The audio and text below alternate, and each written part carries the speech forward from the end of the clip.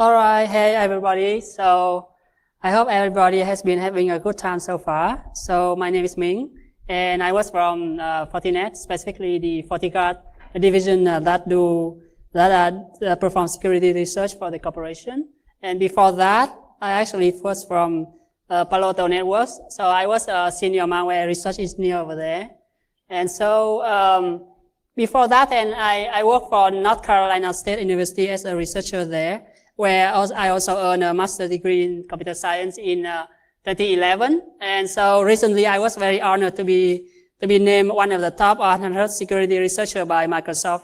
So they just released the list on Black Hat on the 9th of August, if I remember correctly.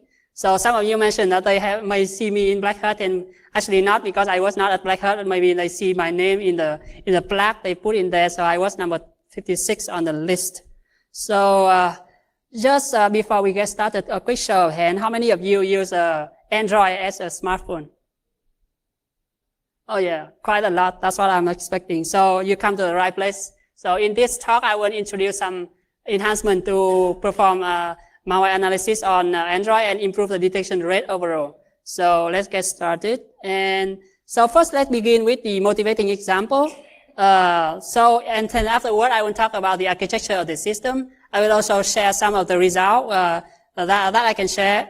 For obvious reasons, I cannot touch some of the topics. So yeah, that's the deal. So and then afterward, I will show some future research directions, so you can perform additional work on that as well. So let's come back to the topic at hand here. So in the corner, you can see this is a mature malware. And I took this screenshot because it represents many key points that I will introduce in this talk. So first of all, they are mostly corrupted. You can see over here. And at the same time, they also use social engineering attacks, in that they trick the user into believing this is a legitimate app. For example, this is a Flash. This is a Deutsche Bank, which is the biggest bank in German. So there are two main points that you can take note and realize that actually in other kind of malware and in other benign applications, they never actually experience this kind of behavior.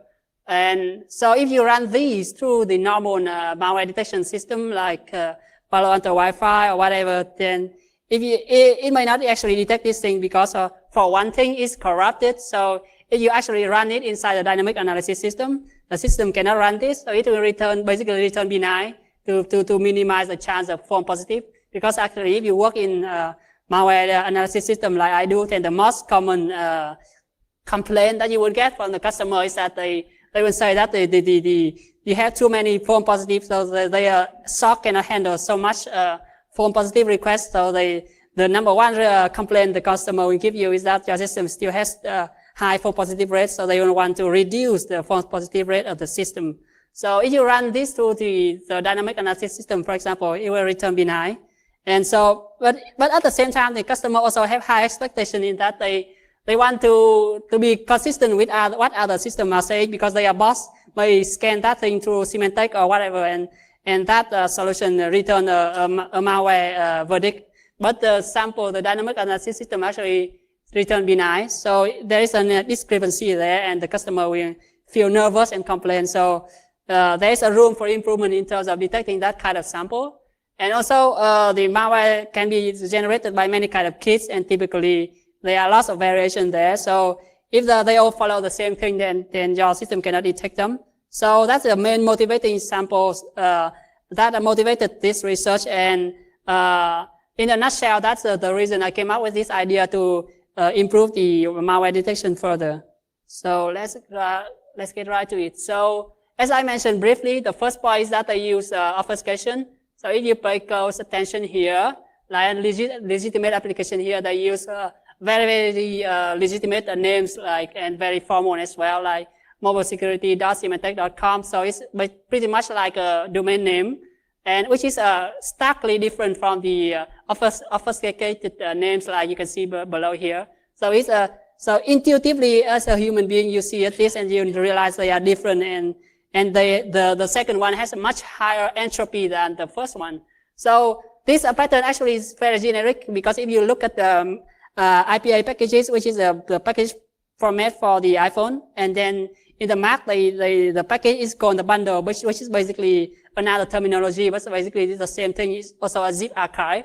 And you see the pattern of the name also very formal like this. So actually it's significantly different from the obfuscated name here. So that in a nutshell is the key insight number one. So you can use the enemy strength against them. So that's the number one I would like to mention. And so the number two is this one. Okay, hold on. All right, here. So this is the second pattern that I noticed that, for example, when you look at those samples here, those are actually legitimate samples you can find them in VT and various open source the threat intelligence sources. They actually use the same icon as WhatsApp over here. So obviously they try to trick the user into believing that it is a legitimate application. The same way that on the desktop they can use PDF icon or Word icon, whereas actually the main file is executable. So it's a PE executable, not a PDF file or doc file. But the same pattern over here. So actually this is very generic and can be applied to various other systems as well. So then the second insight is that they shouldn't use social engineering attacks like this. So if you are truly legit apps, you just have the normal name, or if you are obfuscated app but still benign, then you shouldn't try to use the application icon of various legitimate apps. So in a nutshell, it sums up the point here, and the point can be highlighted in many other apps as well. So in my experience, I found the application use this kind of legitimate icon like F-Secure, which is a security company, or Amazon, or Facebook, or Firefox, or Postbank, which is another bank in German, for example, or Viber over here, which is also popular. So based on that, you can see that there are two key insights that you would like to detect, but at the same time, they also pose the challenges, so how to detect them. So here's how. So here's the reason I came up with this and how I solve these challenges. It's called machine learning. So let me give you a kind of machine learning 101 here. So in traditional programming, you basically try to figure out the right rules based on your additional research and whatever, and then feed it the data. Data in this case being malware or samples that you would like to classify. And then your dynamic analysis system over here will try to give you an answer. So it is starkly different from the paradigm in machine learning. Specifically, in this case, it is supervised learning, where you feed it the right answer, which is a training samples with a two label, which is a benign or malicious. So in this case, only two classes. So there are two over here. And then even you feed it the right data, and it even train and output to you the rules. And so in terminology of machine learning, the rules is basically a models, and the output is a model files that can feed it into the machine learning again. So the next time when you use in classification phase or prediction phase, you feed it a sample, even yield to you the prediction that you will take, for example, benign or malicious. So to solve this kind of machine learning issue that I already mentioned, which is supervised learning, and specifically to classify images like this, and I use a neural network, specifically a special kind of neural network called deep neural network. So to give a very, very brief introduction into neural network, you can look over here. So there is a series of neurons called the input. In this case, each input in my system will map to one pixel on the icon. And then there is an output over here. In this case, it's not two output like malicious or benign, but the number of output will depends on the number of applications you would like to classify. Obviously, you need to classify into each of this class individually. So each of these is actually one class and needs one neuron to classify that thing. So intuitively, you can see that what the neural network actually works is that it uses the input neuron to absorb the data and then feeding into the hidden layers in between here. In this case, you only see one, but actually for the neural network to perform optimally, you need many more neurons over here. And then it will chain on the weight and biases inside the neuron. And then eventually, when it feeds forward to the output, and whichever the output has the highest score is the one that it detects. For example, if the malicious here has highest score, then basically that is the output of your model. So that pretty much sums up everything about neural network. And so let me put it all together here. And with machine learning, we can do two things here to classify package names. We use the n-gram model, and to classify images, we use a neural network. And for that, we use the open source framework from Google called TensorFlow. So I performed this work last year, at the end of last year. But right now, then Google has already introduced a newer version. So the newest version is probably 1.7 or 1.8, and also on top of that, they build the additional better higher level API called Keras. But in this work, I use the lower level API where you can specify a lot of parameters and hyperparameters and all that kind of thing. So specifically, it's called Inception. Inception is one of the contributed model from the researchers, and then Google incorporated that thing into TensorFlow, and it's belong to the contrib namespace.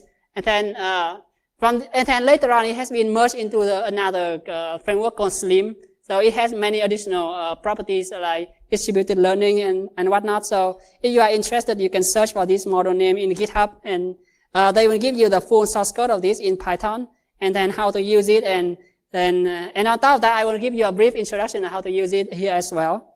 So what is special about Inception is that it has a inception block, and you can see over here, each of these is one inception block. So there are 7 of them, and actually this is still very high level because each of the smaller block over here have many functionality, like for example, convolution or pooling or concatenation, and then fully connected. And the final layer to classify is called softmax. And then the first layer is called input layer over here. So actually they are very, very deep. That's why they came up with the name deep learning. So that's basically a neural network with very deep layers, and they call it deep learning and become a buzzword recently. So the reason we choose this model instead of other model like GoogleNet or VGGNet is because it has lower computational cost. Why this is important? Because when you do the training for this model, you only need to train lower steps than in bigger model, and it takes even then it already takes a long time to train. And even more importantly, in production, you would like to have higher throughput in terms of classifying sample. So your feature is just one feature on top of many features of your malware analysis system. So you would like this feature to complete in less than 10 seconds to classify a sample. So that's the reason we chose Inception for our system. And for our POC specifically, we use Inception version 4. So that's the reason. And so with that, I will go deeper into the architecture of various parts of this system. So first of all, to train the neural network, and specifically in this case, it is supervised learning. So you need to first build in your input. So in this case, we need to build a corpus of icons, and then afterward, after you have already labeled the icon, you can feed it into the neural network at the training mode, and then afterward, it is spitting out a model file for you, and you need to perform the evaluation based on cross-cutting of the sample, and then to test the loss and test the goodness of the system. And then after you have a few iterations like that, and it's good enough, and you have the model file for production. So that's at a very high level. In the following slides, I will show you additional details of those steps. So this first step is to build a proper corpus of icon here. So the first challenge is how to crawl for this icon over here, because it can come in various resolution and names and all that kind of thing. So in this case, we found out a Chrome extension, and based on that extension, we modify the code and perform the crawling and save to the disk. But that's not all, because you also need to label this properly into individual classes, because obviously the machine doesn't know which is a tag, which is a label of each of these icons. So actually, this is a very human-intensive task. And we would imagine that in production to train more classes, like 1,000 classes, for example, you will need some good human sources, like Amazon Mechanical Turk is a good source to outsource this human task into the outside world and then get back the label for you. So instead of you having to do it yourself. So that's one way to do it. In this POC, then I do it myself, but in production, in large scale production, we need to do that. And so at the end, then you have a folder, each corresponds to one class, and then it comes to the second stage, which is the training for this neural network. And so TensorFlow, they already have the code to convert that thing into internal format. So you can do that. And then training the neural network is very intensive. So in that case, I couldn't spend the time to train on the entire inception V4 from scratch, so I only trained a few last steps, last layer of the neural network for classification. And for the softmax layer, which is the last layer, I only need to train 3,000 steps, and that's already good enough. And then after it has produced a normal file with the optimal weight and biases for neurons, then you can go ahead and do the cross-cutting evaluation on various samples. And then, all right, so now we come to the second challenge, which is the training of the language model. For this language model, it's challenging because you need to basically classify between the malicious sample and the non-malicious sample, which is which looks significantly different and easy to tell from the human point of view, but not easy for the machine. So you need to find the data sources to train your model, and then the model will tell you the truth. So at that point, it becomes kind of an oracle that you can just feed it the data, and then it will spit out the label for you. So in this research, and we found out that we can use Alexa and Majestic Million, which has a big corpus of words. So you can use to that as an approximation for the reality of benign words and application.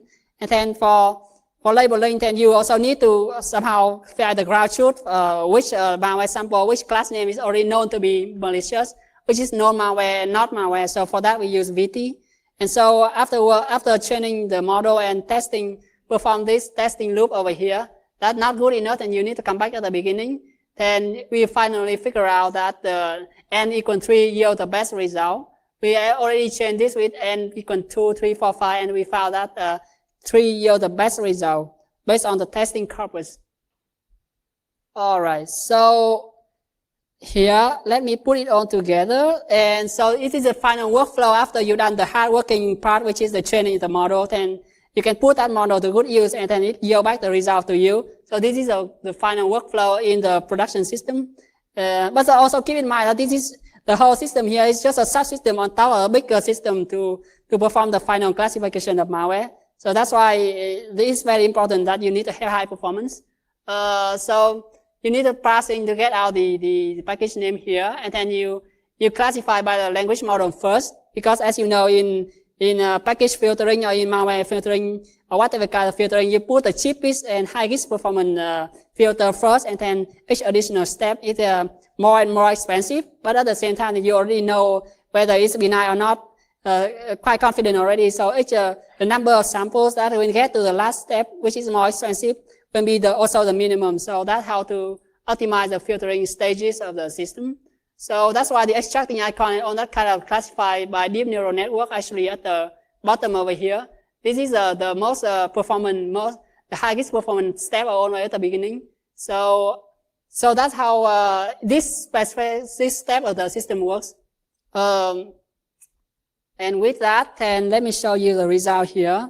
For the test set, we have more than 300,000 samples from VT. And as you can see over here, for 2 gram detection, then you have the detection rate of like this. So the false positive rate is actually still quite high. It's 11% over here. And for the 3 gram, then you have even, for the 3 gram, then eventually you have the detection rate only, the false positive rate is already like this. So it's the best performance of the entire system. And for the 4 gram detection, then it's worse off again. So that's why we decided to settle with the 3 gram. And so let me sum up the result of the POC. So the result is that we have better classification overall, because it has additional features to detect this kind of special malware. And at the same time, it has better coverage because sample can be corrupted, and our system still works because fundamentally speaking, it's static analysis, whereas compared to other dynamic analysis solutions, they will fail because they cannot run.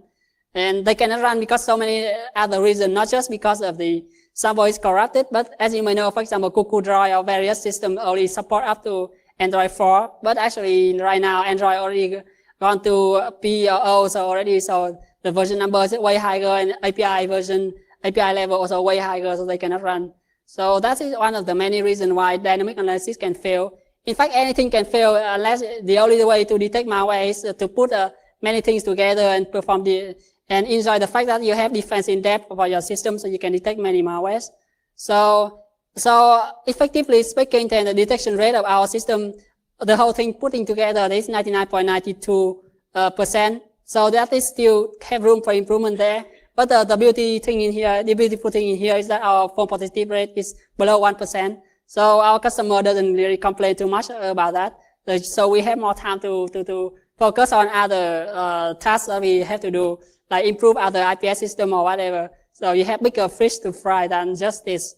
So yeah, that pretty much concludes my talk. So I hope I have inspired you that ML is also valuable for malware detection as well. And for future research, and actually there's also a lot of room for improvement as well. Because if you think really deeply about it and look deeply into this, and actually our model is only trained on English data sets, but actually there are many other languages in the world with different kind of entropy between character. For example, in Mandarin, when you romanize Mandarin, you see a lot of X and Y and Z, but actually in English, there you do not actually see that many X and Y and Z. So the frequency and the entropies are very different between Chinese and English, for example. So that's one of the way to improve the quality of machine learning. And also to improve training performance, you can perform distributed learning or training on the GPU. So for the NVIDIA GPU, for example, I cannot tell you the name, but you can perform some so-called dark magic to turn a GeForce card into a Tesla card. So that saves you like more than $1,000 for a card, so to perform training. So that's basically one of the ways to improve the training performance. And I think that concludes my talk, and I'm happy to take any question you may have. Okay, thank you very much, Minh. Are there any questions from the audience? Okay, do keep in mind that if you do have any questions later on, that Minh will be around, so you can just ask them to him anytime. Thank you again. Thank you.